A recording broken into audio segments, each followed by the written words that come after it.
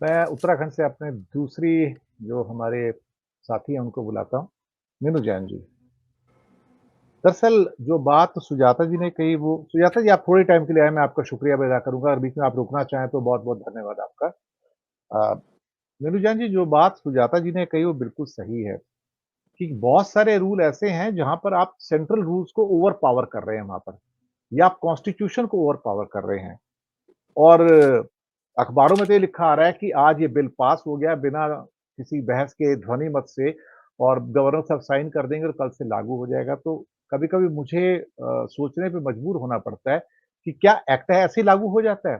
क्या एक्ट के नियम नहीं बनते उसके बाद में? आप सोचिए सीएए कब का पास हुआ हुआ है? 5 साल हो गए हैं ना? उसके नियम बने क्या? अब कहीं जाके उसके नियम-वियम पूरे हुए हैं तो अब कहते हैं अब शायद हम उसको लागू करेंगे, लेकिन एक इलेक्शन से दूसरे इलेक्शन पे आ गए हम उस चक्कर में। तो पहले एक्ट बनता है, एक्ट के बाद उसके नियम बनते हैं, उनके नियमों को स्वीकार किया जाता है, उसका भी एक प्रोसीजर है। उसके बाद उसको एक नोटिफ़िकेशन निकलता है कि ये नोटिफ़िकेशन के अंदर ये लागू किया जाएगा और उसमें भारत का राष्ट्रपति भी आता है पिक्चर में भारत में। कनकरेंट लिस्ट है ये स्टेट सब्जेक्ट नहीं है ना, कनकरेंट लिस्ट है। तो फिर आपका कोई भी ऐसा इंपॉर्टेंट बिल जो किसी और को प्रभावित कर सकता है, और फिर जब आप कहते हैं, ये ना केवल उत्तराखंड के वासियों को प्रभावित करेगा, वो उत्तराखंडी जो बाहर रहते हैं, सपोज़ करो कि आज सुजाता जी तेलंगाना के अंदर हैं और वहाँ वहाँ की प्रभारी हैं ये, तो ये उनको भी प्रभावित करेगी, वो क्या कर रही है वहाँ बैठ के। यानी कि उनका कैमरा आपके तेलंगाना में, हैदराबाद में वहाँ भी पहुँच जाएगा। ये दिक्कत है सारी की सारी। It means they are entering your bedroom basically. और दूसरा मकसद ये है, अब्दुल की चूड़ी टाइट करनी है ना, सीधा सपाट शब्दों में कहा जाए। मकसद तो वो है ना मीनू जान जी।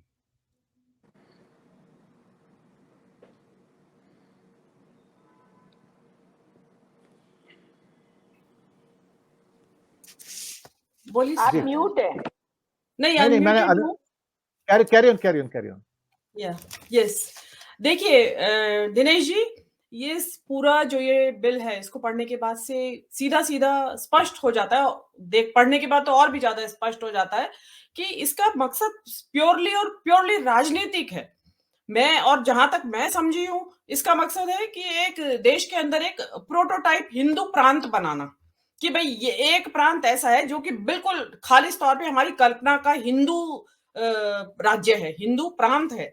उसमें भई यहाँ पे देखो चारों धाम भी हैं, यहाँ गंगा जी भी हैं, यहाँ यमुना जी भी हैं, यहाँ नानकमत्ता भी है, यहाँ आपके ज्वालामुखी भी हैं, यहाँ नीलकंठ भी है, मतलब एवरीथिंग बहुत कुछ है। यहीं से मानसरोवर का रास्ता जाता है और तो यहाँ पे यूसीसी भी होना चाहिए, यहाँ पे मतलब हिंदू की सत्ता होनी चाहिए। और देखिए उत्तराखंड एक ऐसा राज्य है जिसमें कि सवर्ण आबादी का बाहुल्य है, न केवल हिंदू आबादी तो पूरे देश के अंदर है, लेकिन ये एक ऐसा राज्य है जहां पे कि सवर्ण आबादी बहुमत में है।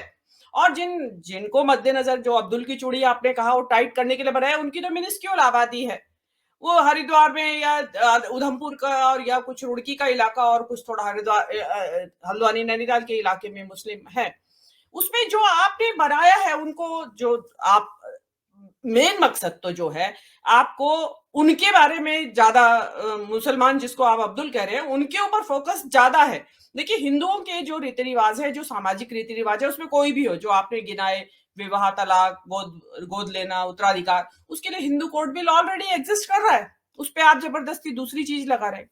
इसमें मेरा ये कहना है कि अब सिख है, जैसे सिखों का आनंद कारज एक्ट अलग है शादियों के लिए, तो उनके ऊपर क्या लागू करेंगे आप? सिखों की भी मिनी माइनॉरिटी में है सिख उत्तराखंड के अंदर, लेकिन आबादी रहती है, तो उनके ऊपर कौन सा एक्ट लागू होगा? उन्होंने मना कर दिया है कि हमारा आनंद कारज एक्ट से ही होगा, जो भी होना होगा।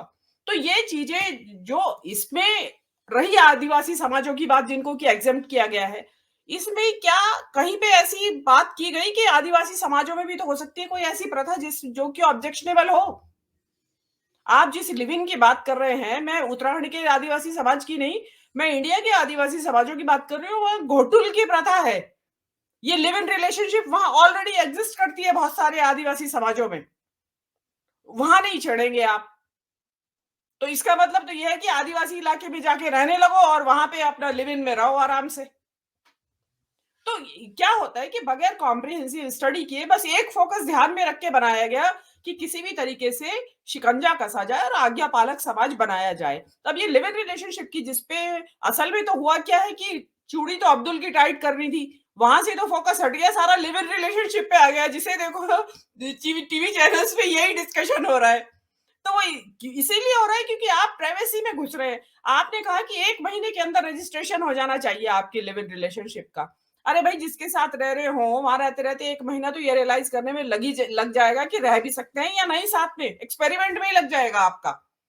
और वो कह रहे हैं कि अगर 1 महीने में नहीं किया तो फिर आपको कैद की सज़ा है। तो फिर लिव इन, अगर दोनों का ही रजिस्ट्रेशन कराना है तो फिर लिव इन और इसमें शादी दोनों इसपे का करें। एक इंटरेस्टिंग किस्सा भी आया था मीनू जी। वो कहता है जी। लिव इन रिलेशनशिप का मतलब क्या है? दोनों एक कमरे में रहेंगे, अगर दोनों पड़ोसी हैं और रिलेशनशिप में हैं, तो उसको क्या कहोगे आप? मतलब वो कहते हैं इसका मतलब थोड़ी कि आपका बेडरूम कॉमन होना चाहिए, 2 अलग बेडरूम भी आत्मराजक तो हो हो रही सकते है। हैं, कि कभी आप उसके बेडरूम में चले गए, कभी उसके बेडरूम में चले गए, तो वो भी लिव इन रिलेशनशिप है। देखिए, जी, इसमें बहुत गाना सारी भी है ना एनोमलीज़ गोपी फ़िल्म का। है। आपने जो कहा गोपी फ़िल्म का गाना भी है, छत पे आजा गोरी है। तो पड़ोसी तो थे वो दोनों। तो वो भी तो एक जी, लिव इन रिलेशनशिप। तो एक चीज़ इसमें और जो सुजाता जी ने उठाई बात, बड़ी महत्वपूर्ण बात उठाई कि उनकी विच हंटिंग, उनकी हाउंडिंग होगी ऐसे कपल्स की। आप जब रजिस्टर कर देंगे रजिस्ट्रार के यहाँ, अब जब रजिस्ट्रार के यहाँ तो ओपन होता है रजिस्टर पब्लिक के लिए, तो वहाँ तो जो ये विजिलेंटे ग्रुप्स हैं इनके, वो गुंडे जो है वो वहाँ रोज़ रजिस्टर चेक करने जाएँगे कि कौन-कौन कहाँ-कहाँ पे है। उनसे पुलिस भी जी, हो सकता है पैसा एक्सटॉर्शन का एक नया धंधा शुरू हो जाए। उसमें गुंडे भी हो सकते हैं और ये भी हो सकता है कि भाई तुम्हारे बता देंगे, हम घर वालों को बता देंगे जाके, ये बता दो प्रोटेक्शन मनी दो। तो एक इसमें एक समस्या नहीं है, अब हिंदू प्रांत आपने तो बनाने की सोच ली, लेकिन आपने ये नहीं देखा कि इसमें कि और उनके ऊपर क्या प्रभाव पड़ने वाला है और समाजों के ऊपर। समाज खाली हिंदू समाज ही नहीं रहता उत्तराखंड में और समाज भी रहते हैं। और देखिए, उत्तराखंड में इतनी बड़ी आबादी नहीं रहती मुसलमानों की कि जिनको कि आप टाइट करके कुछ बहुत कुछ हासिल कर लेंगे। आपने बना दिया, ठीक है, आप बनाइए। आपने मान लीजिए इसमें जैसे जनसंख्या नियंत्रण वाला क्लॉज़ है, मैं कुछ हद तक उससे सहमत हूँ, काफ़ी हद तक। देखिए, आबादी डेफ़िनेटली इस देश की एक एक्सप्लोज़न हो रहा है और बहुत सारा जो प्रोग्रेस होती है, वो सारी फिज़ल आउट हो जाती है। क्योंकि इतनी बड़ी आबादी में सारे उसको प्रोग्रेस के जो रिज़ल्ट्स हैं, उसको बाँटना थोड़ा इम्पॉसिबल होता है और वो ज़ीरो पड़ जाती है। लेकिन आप उसके आड़ में आप जो आपका विषय है कि हिंदूवाद को प्रमोट करना, तो ये एक्चुअली तो यही उनका मकसद है कि भाई जो हम बता रहे हैं उस तरीके की इरादों से आप चलेंगे, उस उन्हीं नियम कायदे कानूनों के तहत साथ। और देखिए यहाँ पे क्या हो रहा है कि इस यूसीसी के आड़ में केवल 2 ही बात चर्चा में है, इद्दत और हलाला। क्योंकि वो उनके ज़रिए आपको मुस्लिम समाज का मखौल उड़ाने का मौका मिलता है। तो ये उसी चीज़ को व्हाट्सएप ग्रुप्स में भी चलाया जा रहा है कि ऐज़ इफ बस इस दुनिया में या उत्तराखंड के समाजों में केवल एक ही प्रॉब्लम है इद्दत और हलाला की। समाजों में प्रॉब्लम्स और भी बहुत है, आप उनको एड्रेस करिए। लेकिन क्योंकि जो राजनीतिक मकसद है वो इसी से हल होता है कि हम एक हिंदू प्रांत बना रहे हैं और हमने देखिए बिल्कुल 100% हिंदू प्रांत बना दिया, इसमें बस कानून की कमी रह गई थी। इन अ वे कि मनुस्मृति का जो ये एक रिफाइंड वर्जन इन्होंने तैयार कर दिया है यूसीसी के जरिए से। तो उसके जरिए अब इस देश को, इस राज्य को चलाया जाएगा। देखते हैं अभी जी, क्या रिजल्ट आता है। जी। जी। अब मैं आमंत्रित करूँगा मनोहर पटेल साहब आपको। वैसे बिना नाम लिए मैं कह सकता हूँ कि कुछ लोग